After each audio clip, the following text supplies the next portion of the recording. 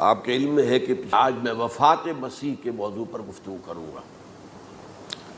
اس کے پس منظر کے ضمن میں چند باتیں آپ کو بتانا چاہتا ہوں۔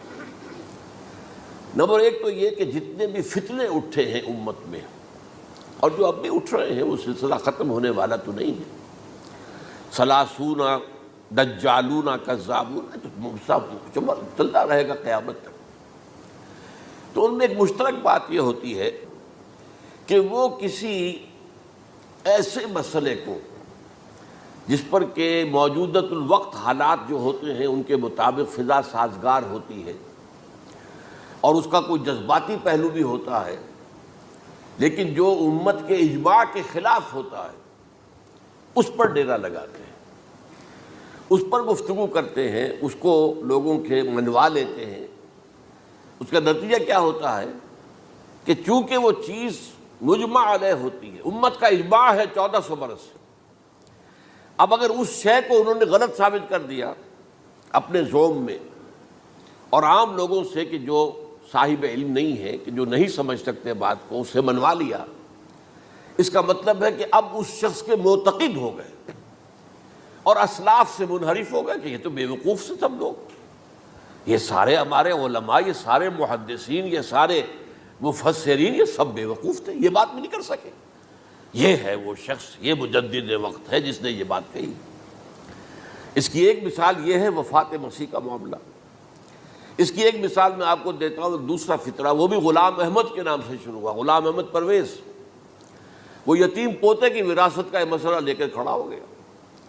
جیسے یہ غلام احمد قادیانی وفات مسیح کا کیسے ہو سکتا ہے کہ ہمارے نبی جو ہے وہ تو فوت ہو کر زیر زمین دفن ہو گئے اور یہ عیسیٰ جو ہے یہ آسمان پر اٹھا لیے، کیسے ممکن ہے؟ اب ظاہر بات ہے عام آدمی جو ہے مسلمان جس کی حضور سے محبت ہے، حضور کی دل میں تعظیم ہے، عظمت ہے، عقیدت ہے، وہ اس جال میں پھنس جائے گا۔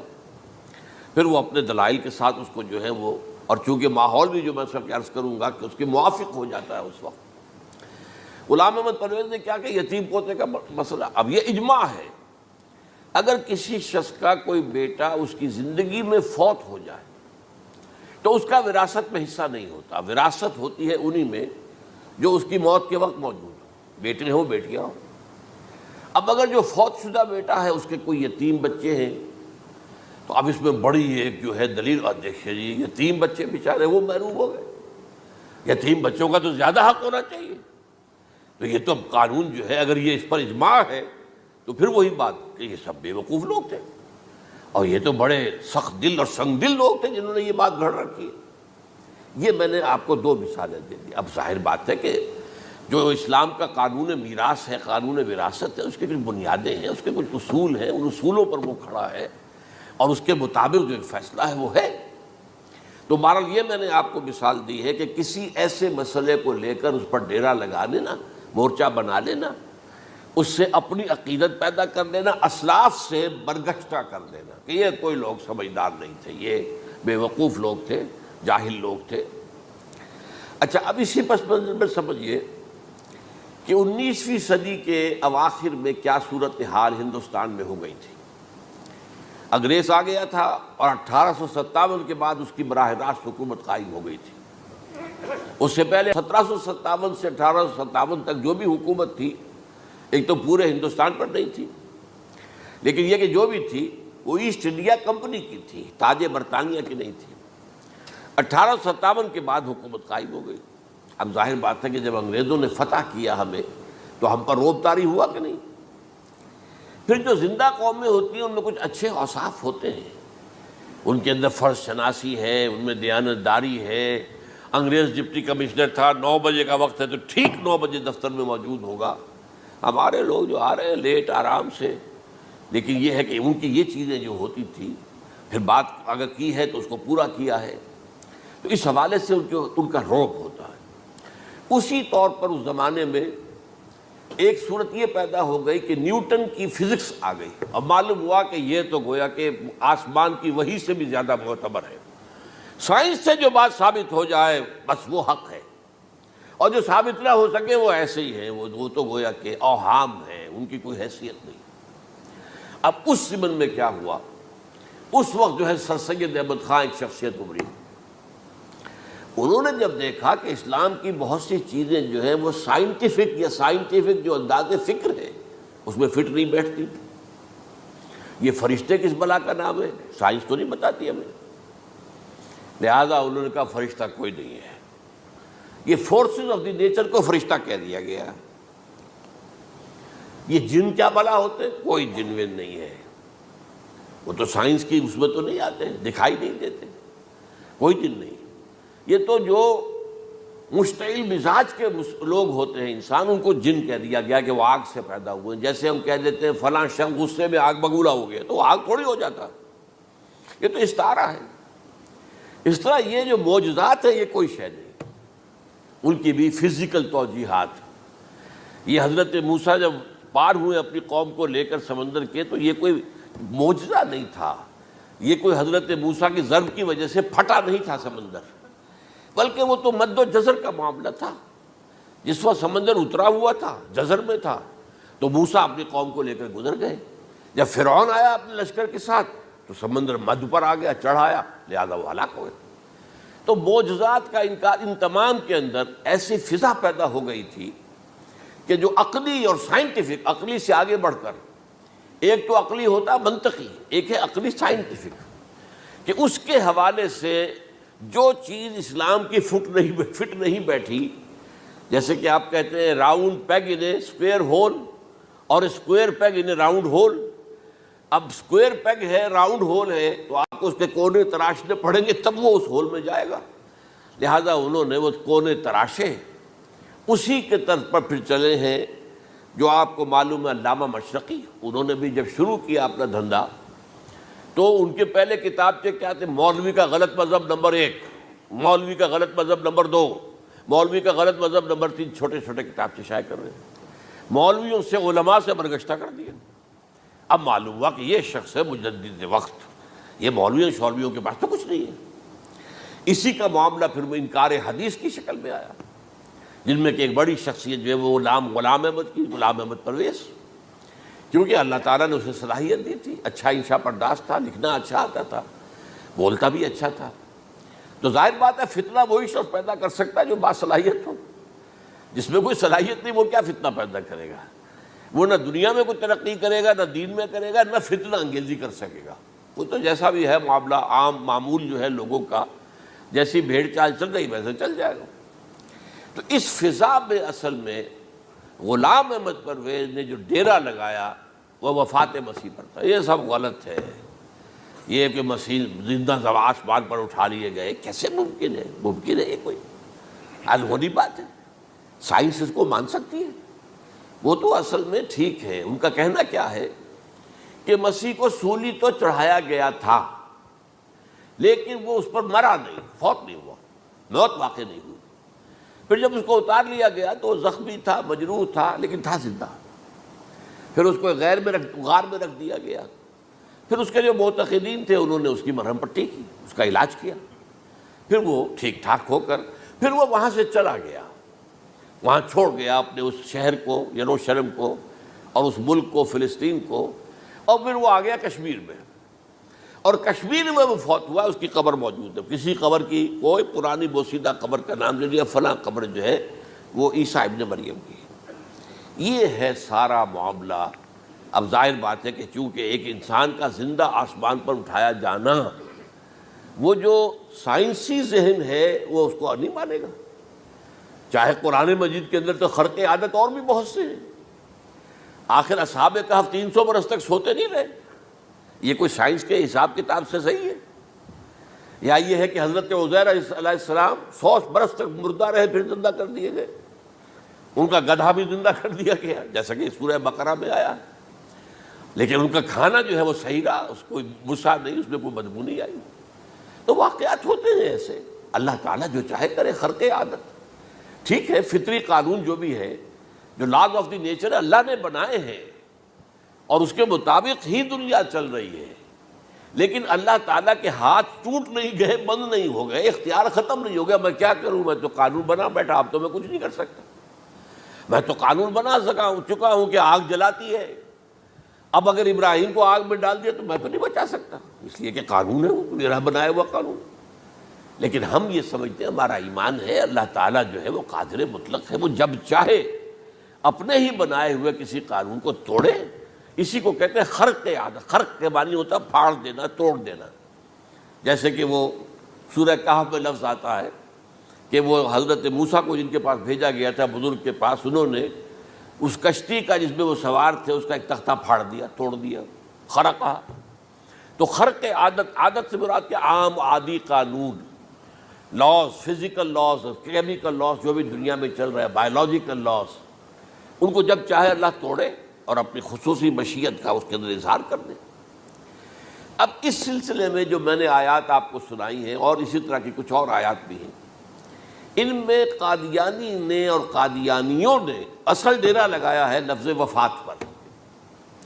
اصل میں یہ لفظ کیا ہے جو لوگ عربی زبان سے واقف نہیں، ان کو بڑی آسانی، وفات وفات وفات، یہ تو آ گیا. توفیتو، توفیتا، متوفی کا، اے موسیٰ میں تمہیں وفات دے دوں گا. اے اللہ جب تو نے مجھے وفات دے دی، تو وفات تو قرآن میں ہے. پھر اس کے ہوتے ہوئے یہ مفسرین کو کیا ہو گیا؟ ان کا دماغ خراب ہو گیا تھا. یہ تمام محدثین جو ہیں اتنی عقل بھی نہیں تھی ان میں. تو یہ وہ بات جو میں پہلے بیان کر چکا ہوں. اب میں آپ کو بتاتا ہوں اصل میں عربی زبان کا ایک قاعدہ. عربی زبان کے اندر ایک سے حرفی روٹ ہوتا ہے، اس سے الفاظ بنتے چلے جاتے ہیں. مختلف خانوں میں پانی ہے، پانی کو آپ نے گلاس میں ڈال دیا، کوئی اور شیپ ہو گئی. کپ میں ڈالا، کوئی اور شیپ ہو گئی. اور تشت میں ڈالا، کوئی اور شیپ ہو گئی. شیپ تو بدل جائے گی، ہے تو وہی کا وہی پانی. تو اسی طریقے سے مثلاً میں مثال دے رہا ہوں آپ کو. علم یعلم، علم، کسی شے کو جان لیا. علم یعلم اعلاماً، کسی کو کچھ بتا دیا.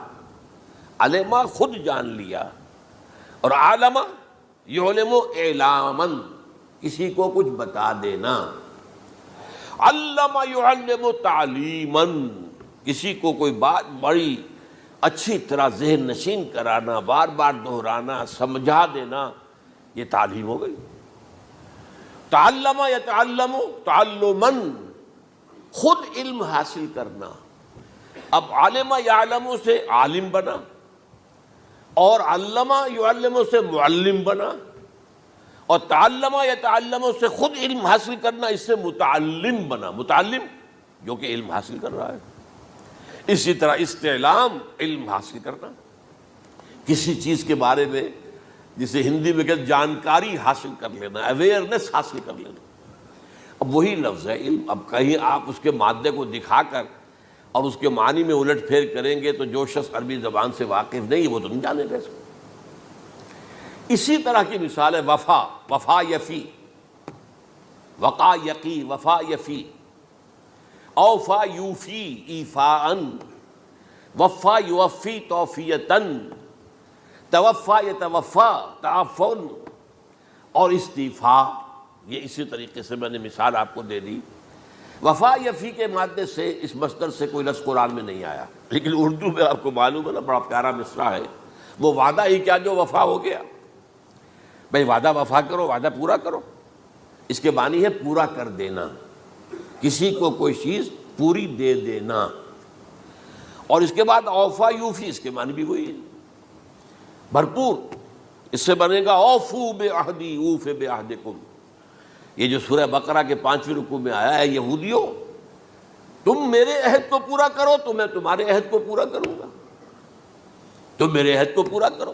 میں نے تم سے عہد لیا تھا کہ جو رسول نبی امی آئیں گے، نبی رسول امی، اس کو تمہیں ماننا ہے، اس کا ساتھ دینا ہے. اوفو بعہدی، اب اس عہد کو پورا کرو. اوف بعہدکم، تو میں تمہارے ساتھ برکات خیرات جیسی پہلے رہی ابھی باقی رکھوں گا. وفا یوفی، پورے اہتمام سے پورا کر دینا، کسی کو دے دینا چیز پورے اہتمام کے ساتھ. جیسے علم یعلم، پورے اہتمام کے ساتھ درجہ بدرجہ ایک بات ذہن نشین کرنا. یوفی، اس کا جیسے وَإِبْرَاهِيمَ الَّذِي وَفَّى، ذرا اس ابراہیم کا تذکرہ کرو جس نے سارے تقاضے جو اللہ کے تھے پورے کر دیے، بھرپور. جو امتحان آیا اس میں وہ ثابت قدم نکلے. توفا یتوفا، یہ آیا کسی شے کو پورا پورا لے لینا. اب ایک ہے پورا پورا دے دینا، ایک ہے پورا پورا لے لینا، ایک ہے کسی کو علم دینا، علم یعلم تعلیما، کسی کو پورا دینا، وفا یوفی توفیتن، کسی سے علم حاصل کرنا، تعلم یتعلم تعلما، کسی سے پورا پورا لے لینا ہے، توفا یتوفی، اور اسی طرح استیفاء، کسی سے پورا لے لینا۔ یہ لفظ آیا ہے ویل للمطففین الذین اذا اکتالوا علی الناس یستوفون واذا کالوہم ووزنوہم یخسرون۔ ہلاکت و بربادی ہے ان ڈنڈی مارنے والوں کے لیے جو جب تول کر لیتے ہیں تو پورا لیتے ہیں، اور جب دیتے ہیں تو اس میں کمی کر دیتے ہیں، ڈنڈی مار جاتے ہیں۔ الا یظن اولئک انہم مبعوثون، کیا انہیں یاد نہیں رہا ہے کہ یہ دوبارہ اٹھائے جائیں گے، اللہ کے سامنے کھڑے ہوں گے، حساب ہوگا پورا پورا پیسے پیسے کا۔ تو یہ میں نے آپ کو اس گردان سے بتا دیا کہ ایک ہی لفظ جو ہے وہ کتنے معنی دے رہا ہے۔ مادہ ایک ہے، وفا یوفی پورا کر دینا، اوفا یوفی پورا کر دینا، لیکن توفا یتوفی پورا لے لینا، استیفاء پورا لینا، اذا اکتالوا علی الناس یستوفون واذا کالوہم ووزنوہم یخسرون۔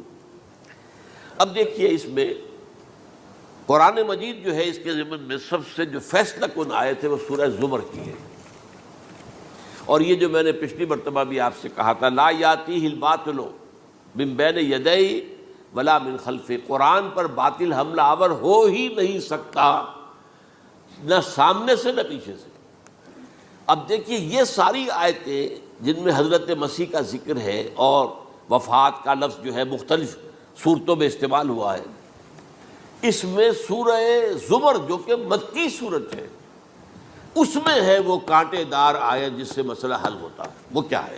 وہ میں نے آپ کو سنائی ہے، اللہ یتوفی الانفس حین موتہا، اللہ قبض کر لیتا ہے، لے لیتا ہے نفس کو اس کی موت کے وقت، واللتی لم تمت فی منامہا، اور جس کے مرنے کا وقت نہیں آیا، مرا نہیں ہے، اس کی نیند میں لے لیتا ہے، فیمسک التی قطع علیہ الموت، تو جس پر موت کا فیصلہ ہو چکا ہے اس کو تو روکے رکھا ہے، موت کے وقت لیا اور روکے رکھا، اور ویرسل الاخری الی اجل مسمی، اور جو دوسرے ہیں جن کی موت کا وقت نہیں آیا ان کو مؤخر کر دیتا ہے، واپس کر دیتا ہے، لوٹا دیتا ہے۔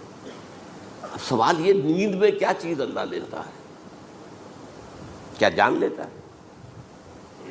ظاہر بات ہے نہیں، شعور نہیں چلا گیا۔ ایک ہے انسان کا شعور، وہی تو سب سے اعلیٰ شے ہے، سب سے اونچی چیز تو وہی ہے۔ یہ شعور ختم ہو گیا تو انسان کہاں رہا؟ اس کے نیچے جو کچھ ہے وہ تحت شعور ہے، سب کانشیس مائنڈ۔ تو خواب واب جو ہوتے ہیں وہ سب کانشیس مائنڈ کے ہوتے ہیں، وہ کانشیس مائنڈ کے تو نہیں ہوتے۔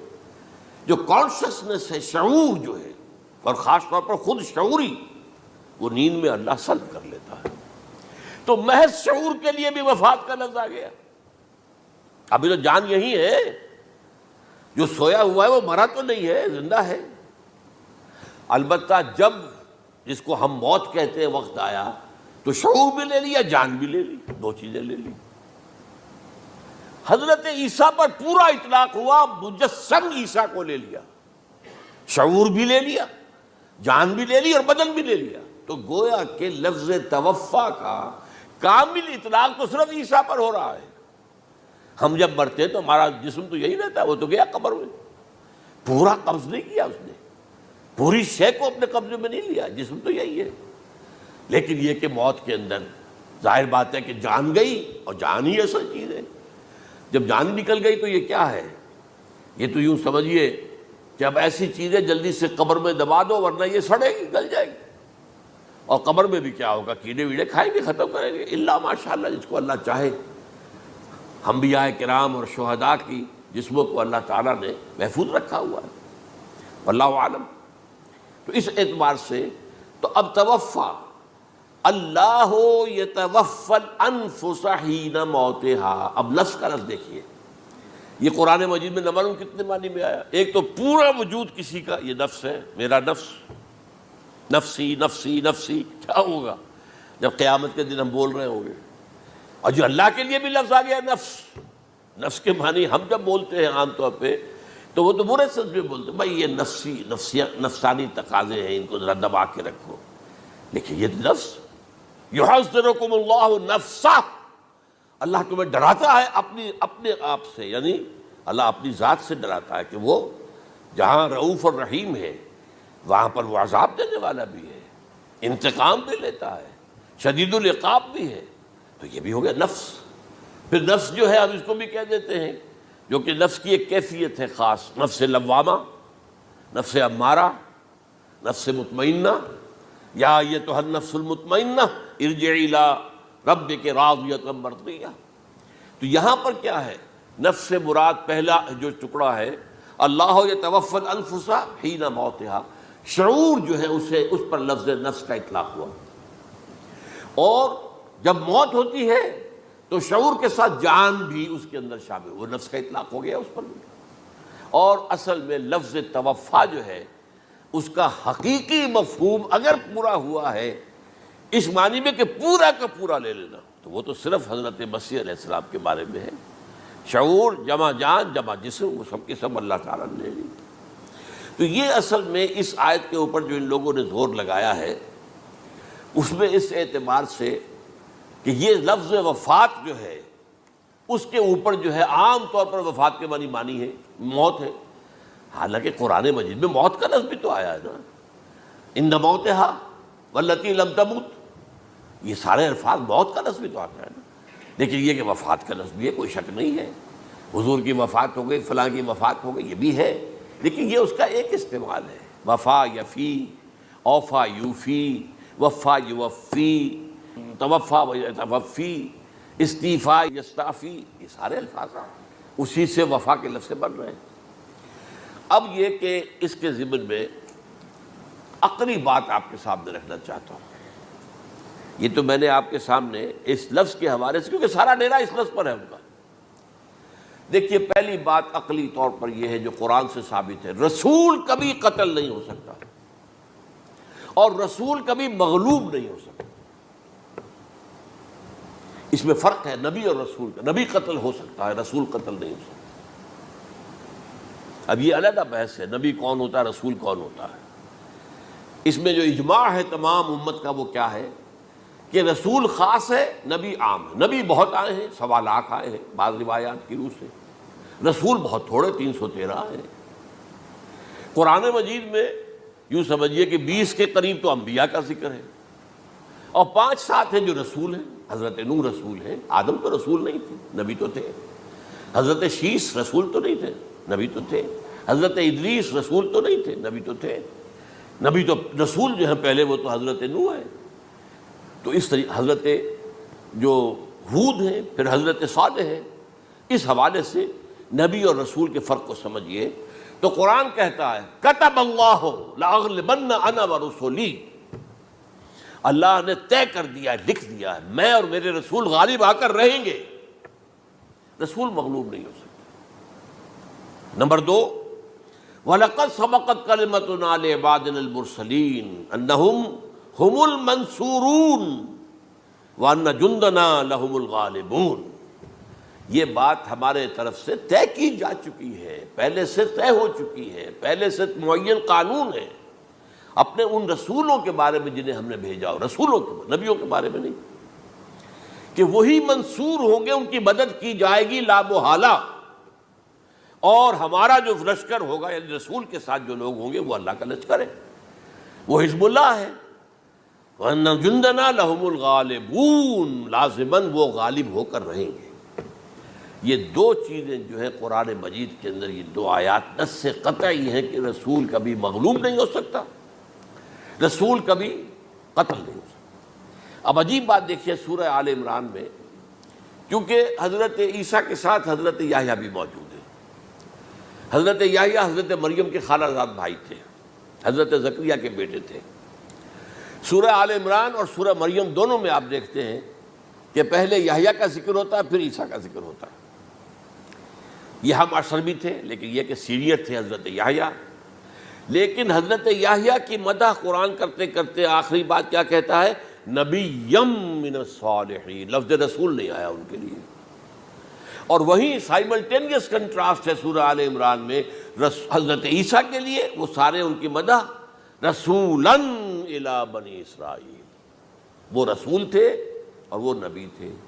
نبی قتل ہو گئے، ایک آبرو باختہ لڑکی کی فرمائش پر قتل کر دیا، ایک ڈانسر، اس پر بادشاہ اس وقت جو تھا، وہ بادشاہ کیا تھا، وہ ایسے بادشاہ ہوتے تھے اس زمانے میں جیسے ہمارے ہاں بھاولپور کے جو ہے نواب ہے، بادشاہ تو انگریز تھا، حکومت تو اس کی تھی، لیکن ایک اٹانومی سی دے رکھی تھی۔ راجے جو ہیں، راجہ صاحب ہیں، مہاراجہ ہیں، یہ راجے مہاراجے اور نواب جو ہوتے تھے یہ ایک اٹانومی تھی، باقی یہ کہ اصل میں تو بادشاہ جو ہے تو انگریز کی تھی۔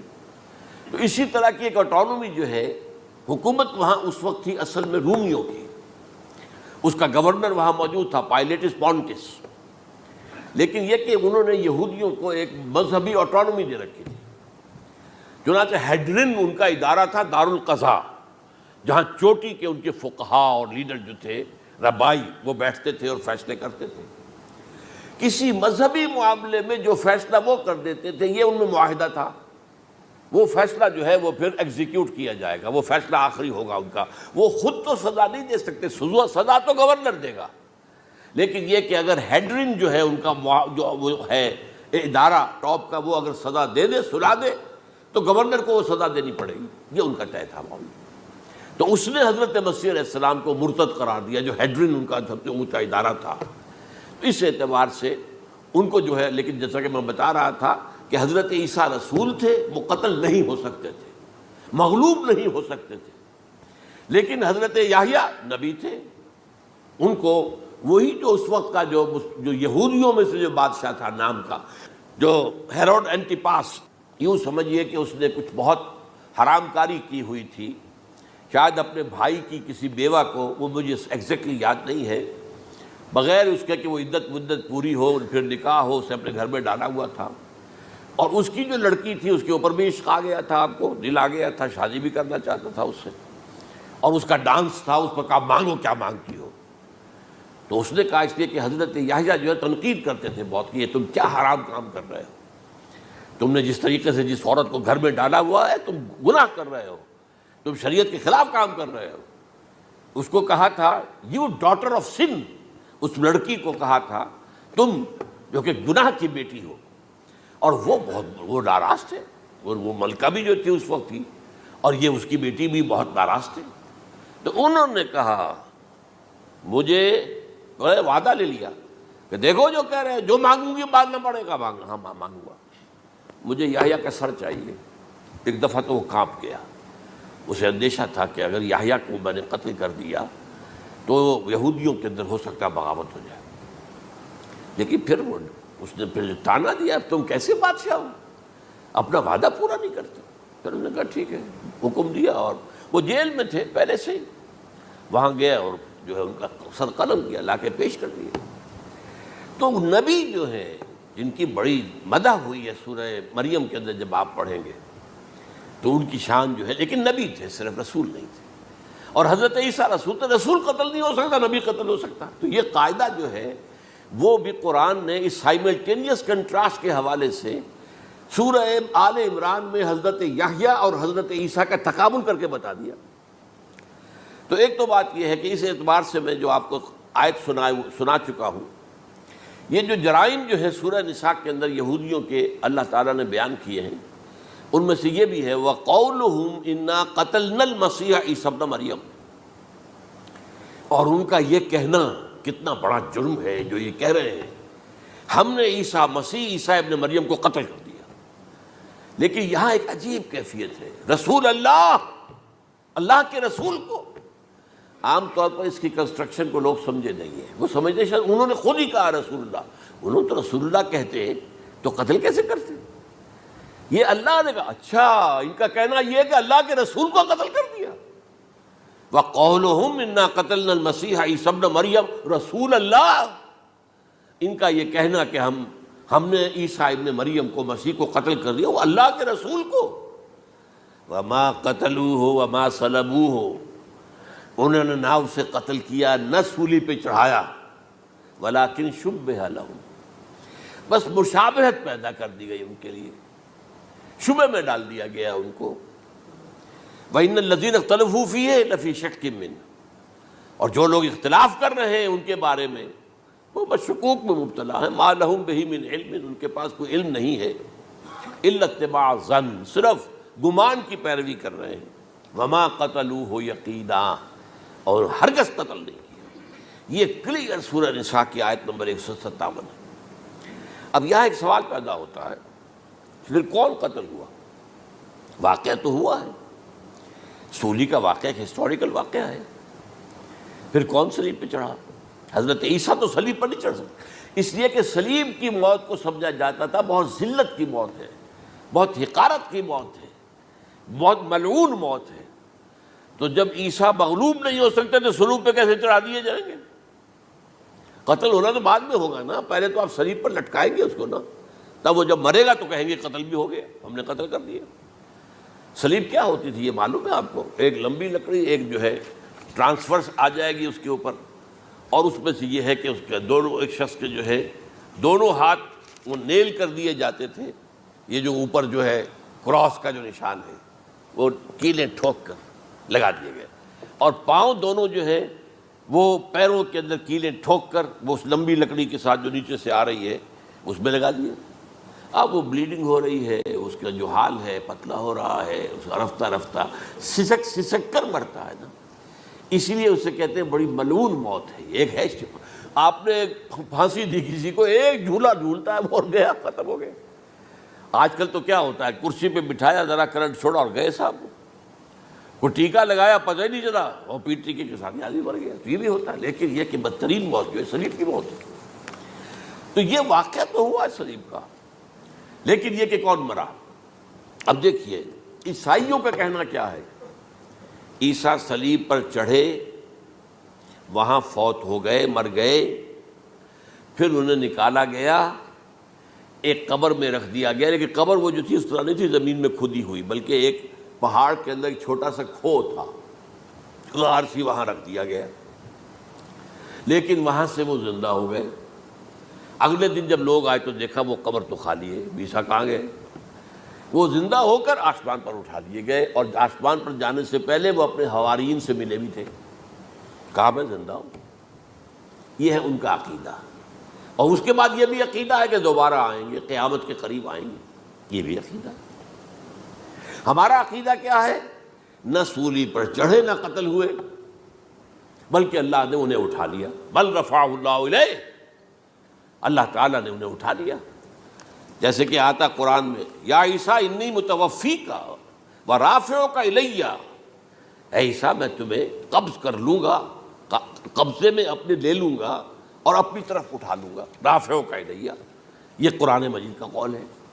البتہ یہ ہمارا بھی عقیدہ ہے کہ وہ دوبارہ آئیں گے، وَإِنَّهُ لَعِلْمٌ لِلسَّاعَةِ، وہ قیامت کی ایک عظیم ترین نشانی ہوں گے کہ جب وہ آئیں گے، اور اس کے بعد جو ہے یا جو اینٹی کرائسٹ ہوگا، کہ جو کہ جھوٹا عیسیٰ ہوگا، جھوٹا دعویٰ کرے گا، جسے کہ مسیح الدجال کہا گیا، اس کے ساتھ مقابلہ ہوگا، اسے قتل کریں گے، اور تمام یہودی اس کے بعد قتل ہو جائیں گے، جو بھی اس وقت تک کفر پر قائم رہیں گے۔ اگر ان میں سے کوئی اس وقت حضرت عیسیٰ پر ایمان لے آئے تو وہ شاید بن جائے۔ بہرحال یہ ہے یہود، ان کا جو ہے قادیانیوں کا وہ عقیدہ کیا ہے، سولی پر تو چڑھا، گویا کہ ذلت والی بات تو ہو گئی، مغلوب تو ہو گیا، قرآن کی نفی اس پہلے کیوں، وما صلبوہ وما قتلوہ، تو گویا کہ سولی پر چڑھ گیا تو وہ بدترین جو ہے تکلیف، مصیبت، مشقت وہ ساری تو آ گئی، مغلوبیت تو آ گئی، لیکن یہ کہ اس کے بعد کہتے ہیں مرا نہیں، وہ ابھی وہ سسک ہی رہا تھا کہ اتار دیا گیا۔ اس کے بعد اس کے جو شاگرد تھے، حواری تھے، انہوں نے مرہم پٹیاں کی، پھر وہ ٹھیک ہو کر چلا گیا کہیں اور، ہجرت کر گیا اپنی قوم سے جو ان کے خیال میں کشمیر ہے، اور یہاں آ کر وہ طبی موت مر گیا۔ بات اللہ ختم ہوا معاملہ۔ ہم کیا کہیں؟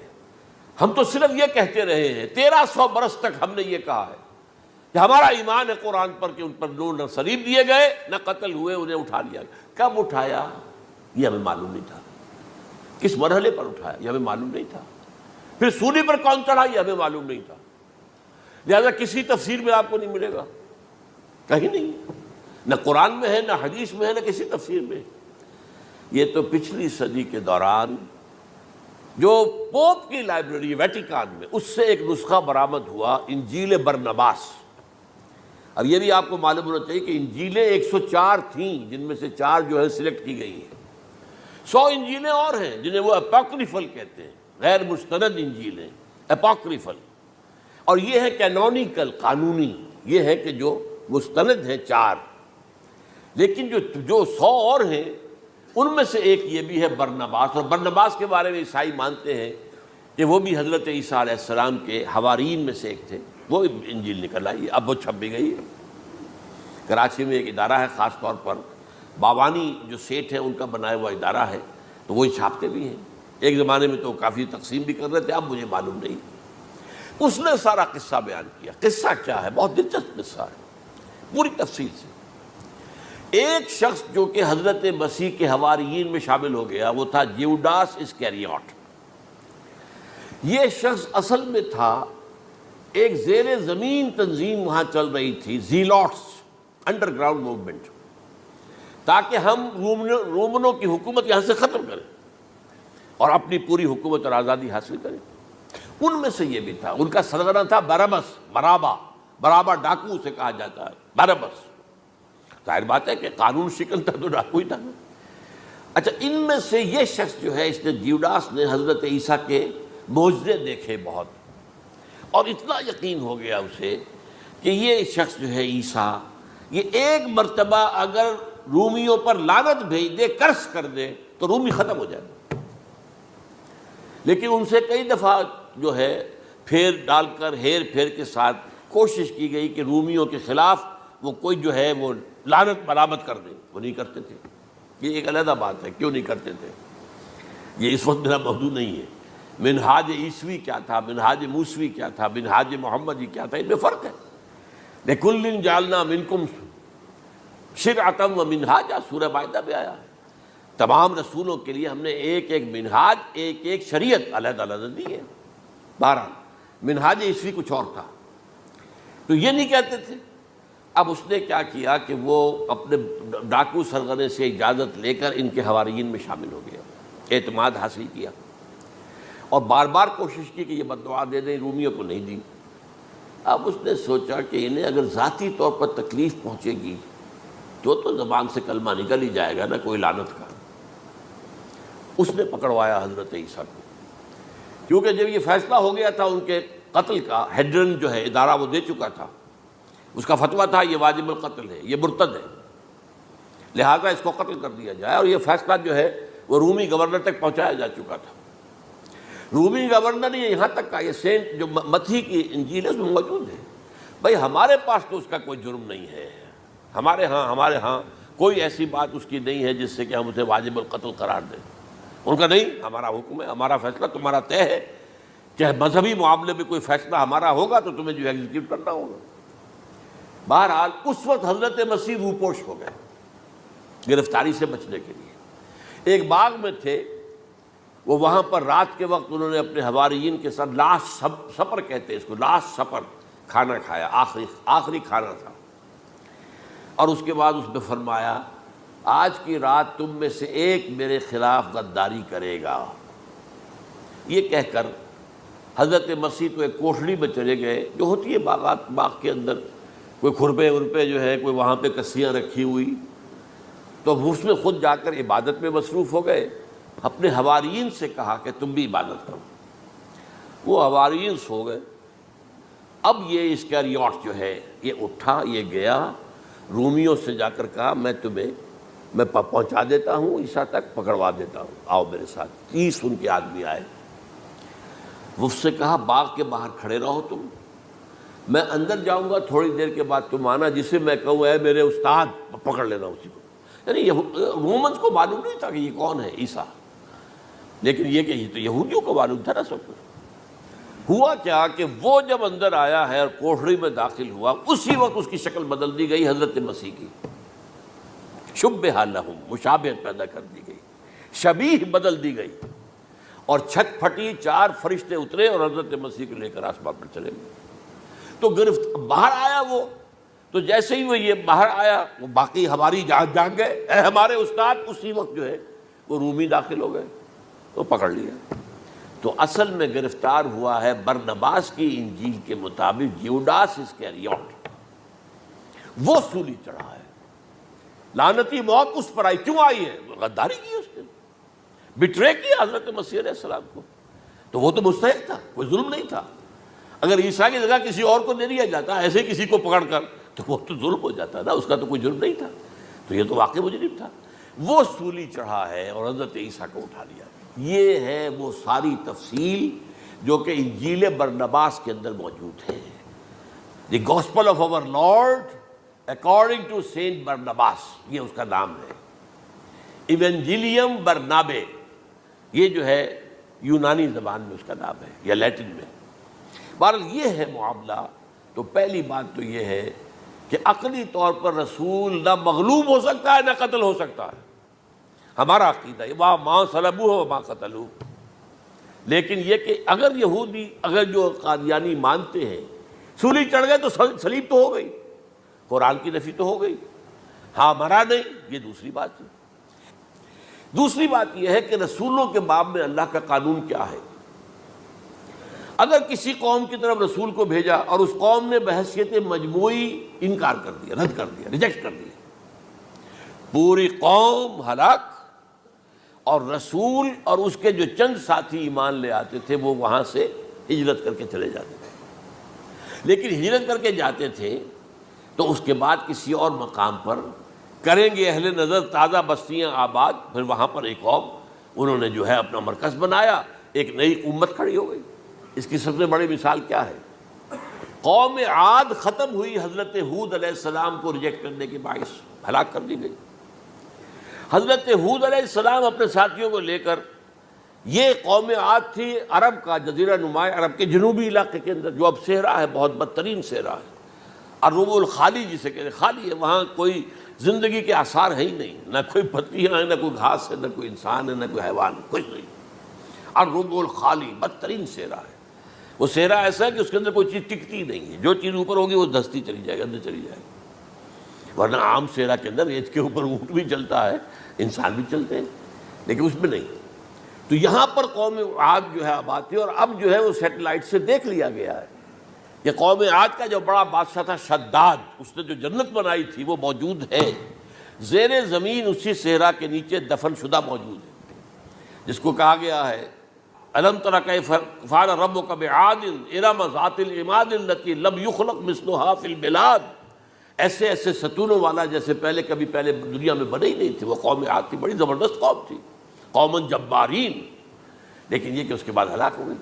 اب حضرت ہود اپنے مسلمان ساتھیوں کو لے کر نکل گئے، جزیرہ نما عرب کے مغربی کونے میں جا کر، شمال مغربی کونے میں آباد ہو گئے۔ وہاں ایک نئی قوم پیدا ہوئی، سمود۔ اب یہ اسلامی بستی بن گئی، لیکن اس کے اندر بھی پھر بعد میں زوال آیا، پھر وہاں نبی بھی آئے، لیکن اس کے بعد یہ کہ آخری رسول بھیجے گئے حضرت صالح، اور وہ بھی ہلاک ہوئے کیونکہ حضرت صالح کو انہوں نے رد کر دی۔ تو یہ میں نے مثال دی ہے آپ کو کہ رسول جو ہے وہ وہاں سے اگر ہجرت کرتا ہے تو ہجرت کر کے وہ یہ نہیں جان بچا کے جا کے گمنامی میں کہیں مر گیا، وہ تو جا کر اپنے ساتھیوں کو لے کر جائے گا، اور جا کر جو ہے وہاں پر جو ہے ایک نئی جگہ پر آباد ہوگا، ایک نئی تہذیب ابھرے گی۔ تو یہ تو نہیں ہوا، یہ گمنام ہو کر آ کر کشمیر میں مر گیا تو اس کی کیا حیثیت ہوئی؟ حضرت عیسیٰ علیہ السلام یا تو اگر ہجرت کرتے، یا جب انہیں معلوم ہو گیا تھا کہ میرے قتل کا فتویٰ ہو گیا ہے، تو آپ وہاں سے ہجرت کر سکتے تھے، لیکن اپنے ساتھیوں کو تو لے کر جاتے نا، اپنے حواریین کو لے کر جاتے، اور کہتے ہیں 12 حواریین کے علاوہ اور بھی کوئی 70 کے قریب لوگ تھے جو ان پر ایمان لائے تھے، ان کو لے کر جاتے، کسی جگہ جا کر آباد ہوتے، وہاں ایک نئی جو ہے بستی بنتی، وہاں مسلمانوں کی ایک آبادی ہوتی۔ تو ان میں سے تو کوئی شے بھی نہیں ہوئی، بات ہی ختم ہو گئی۔ لہذا عقلی طور پر بھی یہ بات ثابت نہیں ہو سکتی، خلاف عقل ہے، قرآن کے اصولوں کے خلاف ہے کہ وہ سولی چڑھے ہوں لیکن مرے نہ ہوں، پھر اتر گئے تو مرہم پٹی کر دی۔ اچھا، کیا رومنوں کو اور یہودیوں کو پتہ نہیں چلا کہ مریم پٹی ہو رہی ہے اس کی اور عیسیٰ مرا نہیں ہے؟ اگر ان کے پتہ چل جاتا تو کیا وہ چھوڑ دیتے؟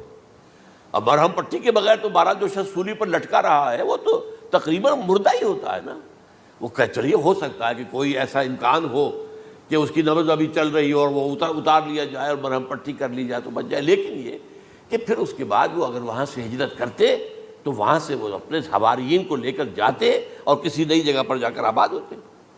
ان دونوں اعتبارات سے یہ بات ناقابل قبول ہے، ناقابل یقین ہے۔ لیکن اسی مسئلے کو لے کر انہوں نے، جو جیسا کہ میں نے بتایا تھا، وفات ہو گئی، کیسے ہو سکتا ہے ہمارے نبی جو سید المرسلین ہیں وہ تو زیر زمین دفن ہو گئے، اور پہلا رب نو یار دا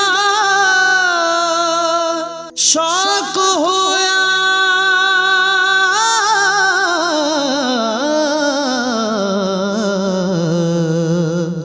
نبی پاک دا کرن جمال مائیں آیا وہی لے کے ہویا ترت حاضر، تے لیا یار نے یار نو پھال مائیں۔ یہ جو آسمان پر اٹھا لیے گئے، یہ کیسے ہو سکتا؟ بس اس کے اوپر عام لوگ جو ہیں وہ متاثر ہوئے، اور خاص طور پر وہ سائنٹیفک مائنڈ جو بن گیا تھا، تو چونکہ سائنس کے اس خاکے کے اندر وہ بات فٹ نہیں بیٹھتی، لہٰذا ان لوگوں نے اس کو قبول کیا۔ اب یہ کہ یہ جو واحد استثناء ہوا ہے یہ کسی اور کے ساتھ نہیں ہوا۔ ویسے حضرت مسیح کی پوری شخصیت مستثنیٰ ہے، بن باپ کے تو کوئی اور رسول پیدا ہوا ہی نہیں، نہ نبی پیدا ہوا۔ پھر وہ معجزے جو حضرت مسیح کو ملے کسی نبی کو نہیں ملے۔ حضرت صالح کو ایک ہی معجزہ ملا تھا نا ایسا کہ لوگوں نے کہا کہ تم یہ اس چٹان میں سے ابھی ایک گابن اونٹنی برآمد کر کے دکھا دو، وہ دکھا دی گئی، پھر ہلاک کر دیے گئے۔ لیکن جو اور معجزے حضرت مسیح کو دکھائے ہیں وہ بچپن میں بولے ہیں، گود میں تھے یا پگھوڑے میں تھے، بولے ہیں انی عبداللہ آتانی الکتاب و جعلنی نبیہ۔ یہ بات نہ ہوتی تو حضرت مریم کے کیا حشر کرتی قوم کہ تمہاری بغیر شادی کے یہ کہاں سے لے آئی ہو تم، یہ تو ولد الزنا ہے۔ پھر تو یہ سارا معاملہ جو ہے حضرت عیسیٰ بولے ہیں وہاں پہ، خود وہ بچہ بولا۔ اب اس کے بعد بولنے کی لوگوں کے اندر کیا گنجائش تھی؟ زندہ کو مردہ کر دینا، ثم بإذن اللہ، مردہ زندہ ہو گیا۔ اور تخلیق حیات، ایک پرندہ بنانا گارے کا، پھونک مارنا اور اڑتا ہوا پرندہ بن جائے، ایک کوڑی کے جسم پر ہاتھ پھیرنا اور کوڑ ختم، ایک مادرزاد اندھے کی آنکھوں پر ہاتھ پھیرنا اور بینائی آ گئی۔ یہ سارے معجزات مستثنیٰ شخصیت ہیں۔ ان کا یہ استثناء کیوں کیا گیا؟ یہ بڑی تلخ بات ہے، یہ یاد کر لیجیے، کیونکہ یا تو قوم اسی وقت ہلاک کر دی جاتی جیسا کہ ہوا قوم نوح، قوم ہود، قوم عاد، قوم ثمود، قوم شعیب، یہ ہوا کہ نہیں ہوا؟ اور صدوم اور عمورہ کی بستیاں جہاں حضرت لوط بھیجے گئے، اور آل فرعون جو ہلاک کیے گئے، یا تو پوری قوم ہلاک کی جاتی؟ نہیں، یہ یوں سمجھیے کہ اس پورے معاملے کو درمیان میں سے ایک وقفہ دے دیا گیا، حضرت عیسیٰ کو اٹھا لیا گیا، اور حضرت عیسیٰ دوبارہ آئیں گے۔ یہ کیوں کیا گیا؟ اب اس میں بڑی تلخ بات آپ سے کہہ رہا ہوں، یہ آپ کے لیے قبول کرنا آسان نہیں، حلق سے نیچے اٹھنے کی مشکل سے۔ اس قوم کو زندہ رکھا گیا ہے جو ملعون اور مغضوب علیہم قوم ہے۔ سب سورہ فاتحہ میں مفسرین لکھتے ہیں ضالین، یہ نصارہ ہیں، اور مغضوب علیہم یہ یہودی ہیں۔ اور قرآن کہتا ہے لعن الذین کفروا من اہل الکتاب علی لسان داؤد وعیسی ابن مریم، لعنت کی گئی ایک ملعون اور مغضوب قوم کے ہاتھوں۔ آخری امت محمد، اور اس کا بھی بہترین حصہ، اس پر عذاب ان کے ہاتھوں آئے گا۔ عربوں پر عذاب یہودیوں کے ہاتھوں، اس لیے ان کو بچایا گیا۔ یہ میں نے کئی دفعہ واقعہ سنایا، مولانا اسلائی صاحب بتایا کرتے تھے، کیونکہ وہ راجپوت تھے، یو پی کے راجپوت، مشرقی حصے کے، کہ ہمارے ہاں کوئی نوجوان اگر کوئی بڑی گری ہوئی حرکت کرتا تھا تو اس کے سر پر چمار کے ذریعے، چمار کے ہاتھوں جوتا لگوایا جاتا تھا۔ اگر راجپوت کے سر پر راجپوت کا جوتا گرا تو چلو تکلیف تو ہوئی، لیکن یہ کہ راجپوت کا جوتا گرا ہے نا، پڑا ہے، لیکن راجپوت کے سر پر چمار کا جوتا، جس کو آپ انگریزی میں کہتے ہیں to add insult to injury, تو تکلیف بھی ہے جوتا کھانے کی اور انسلٹ ہے کہ ایک چمار مار رہا۔ یہ امت سب سے خیر امت ہے، کنتم خیر امت اخرجت للناس، اس کے لیے عذاب بھی بدترین آئے گا، اور کن پر آئے گا؟ اس امت کا جو اصل نیوکلیس ہے عرب، جس کے بارے میں حضور کی حدیث موجود ہے ویل للعرب، عرب کے لیے بہت بڑی ہلاکت ہے۔ اور آج ہماری نظر میں آ رہا ہے وہ ملعون اور مغضوب علیہم قوم، ان کے سینے کے اندر خنجر کی طرح بھونکی گئی ہے، اور 30 کروڑ کے قریب عرب بے حمیتی، بے غیرتی، بزدلی، کمزوری، ذلت، مسکرت کی مثال بنے ہوئے۔ کوئی بول سکتا ہے اس اسرائیل کے خلاف؟ کوئی بول سکتا ہے؟ 30-35 لاکھ آدمی ہے اسرائیل کے اندر یہودی، اس سے زیادہ تو امریکہ میں 50 لاکھ کے قریب، کل 1.25 کروڑ آدمی ہے یہ یہودی پوری دنیا کے اندر۔ لیکن دیکھیے جو چاہتا کرتا ہے، جب چاہا اس نے عراق کے ایٹمک انسٹالیشن کو تباہ کر دیا، اور سعودی عرب کی فضا میں اس کو فیول کیا ہے انہوں نے، دوبارہ ری فیولنگ جو ہوئی ہے ان کے جہازوں کی، وہ سعودی عرب کی فضا میں ہوئی۔ یہ صورت جو ہے عربوں کے اوپر، اور اب جو آنا ہے آرمگدان، کیونکہ پوری عیسائی دنیا یہودیوں کے قبضے میں ہے، اور یہ رومی ایک حدیث کی روح سے 80 علم لے کر حملہ آور ہوں گے تم پر، اور یہ ہوگا مڈل ایسٹ میں۔ کیا آپ کو معلوم ہے پوری دنیا میں کہا جا رہا ہے 3rd ورلڈ وار جو ہونے والی ہے وہ مڈل ایسٹ میں ہوگی؟ اور میں ٹوائنبی کا قول آپ کو سنا چکا ہوں، 1950 کا قول ہے اس کا۔ یہ اس وقت تک تو سوال ہی پیدا نہیں ہوتا تھا، سارا تصادم جو ہو رہا تھا وہ ایک طرف روسی اور اس کے ساتھی تھے، روس اور اس کے ساتھی، دوسری طرف یہ مغربی یورپ اور امریکہ تھا۔ کوئی مسلمانوں اور عیسائیوں کی کسی جنگ کا تو کوئی امکان نظر ہی نہیں آتا تھا۔ لیکن ٹائنبی نے کہا ہے، جو سب سے بڑا فلاسفر آف ہسٹری ہے 20ویں صدی کا، کہ اب جو جنگ ہوگی بڑی، جو اس نیکسٹ سینچری کی، 21st سینچری کی، وہ در حقیقت کمیونزم کے درمیان اور کیپٹلزم کے درمیان نہیں ہوگی، بلکہ عیسائیوں اور مسلمانوں کے درمیان ہوگی۔ یہ میں اس کا حوالہ بھی پورا آپ کو دے چکا ہوں، اس نے یہ کہاں یہ بات کہی۔ تو یہ ہے، یہ بات جان لیجئے۔ اور مڈل ایسٹ میں ہوگی، گریٹر اسرائیل بنے گا۔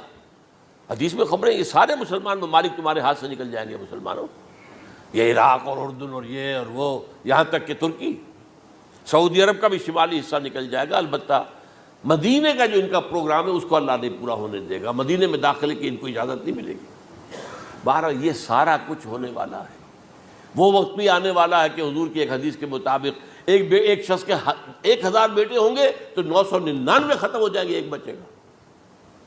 یہ وقت بھی آنے والا ہے کہ حضور فرماتے ہیں اتنی بڑی جنگ ہوگی، اتنی خوریزی ہوگی کہ پوری زمین اٹھ جائے گی لاشوں سے۔ تو پرندہ جو ہے، کوئی ایک تو پرندے ہوتے ہیں کہ جو مردار خور ہے، گدھ ہے، وہ تو بڑی خوشی سے اتریں گے، تناول فرمائیں گے لاشوں کو۔ اسی طریقے سے کوے ہیں، چیلے ہیں، لیکن جو نفاست پسند پرندے ہیں وہ لاش کے اوپر اترنا نہیں چاہتے۔ تو ایک پرندہ اڑتا چلا جائے گا، اسے کہیں زمین پر اترنے کی جگہ نہیں ملے گی، لاشیں ہی لاشیں ہوں گی، یہاں تک کہ وہ تھک ہار کر اس کے جو ہے پر جواب دے جائیں گے، گرے گا تو لاش پر گرے گا۔ یہ وقت آنے والا، اور یہ یہودیوں کے ہاتھوں، یا یہودیوں کے جو سپورٹرز ہیں اس وقت، جو ان کے ہاتھ میں آلہ کار ہیں، ان کے ہاتھوں آنا ہے۔ میرے نزدیک اس کام کے لیے اس ملعون قوم کو، کہ جو حضرت عیسیٰ کے زمانے سے ملعون ہو چکی ہے، اس کو باقی رکھا گیا ہے، اسے یہ موقع دیا گیا ہے۔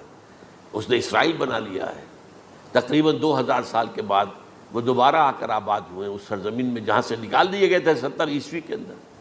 یہ سارا کچھ کیوں ہو رہا ہے؟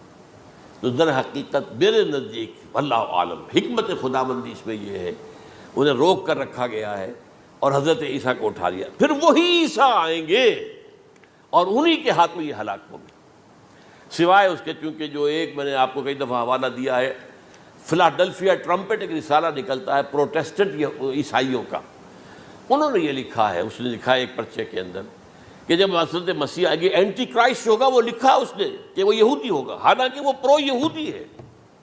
وہ جتنے بھی یہ جو کرسچن زائنسٹ ہیں، یہ تو یہودیوں سے بڑھ کر زائنسٹ ہیں، ان کے بڑے سپورٹرز ہیں۔ تو لیکن اس نے لکھا ہے اینٹی کرائسٹ ول بی اے جیو۔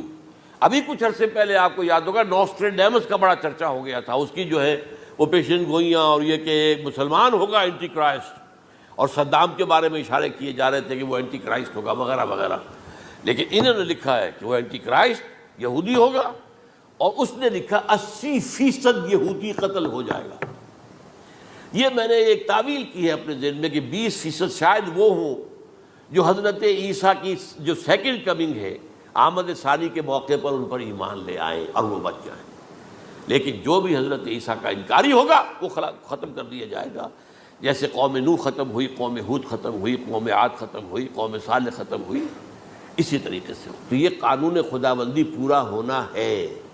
بس ایسے ہی ہے جیسے کسی کو پھانسی کا حکم تو ہو گیا ہو لیکن ابھی ایگزیکیوشن نہ ہوئی ہو، ہوتا ہے 2 سال 3 سال گزر جاتے ہیں کہ پھانسی کا حکم ہے لیکن یہ کہ اب وہ پھانسی نہیں ہو رہی ہے، وہ اپیلوں در اپیلیں معاملہ چل رہا ہے۔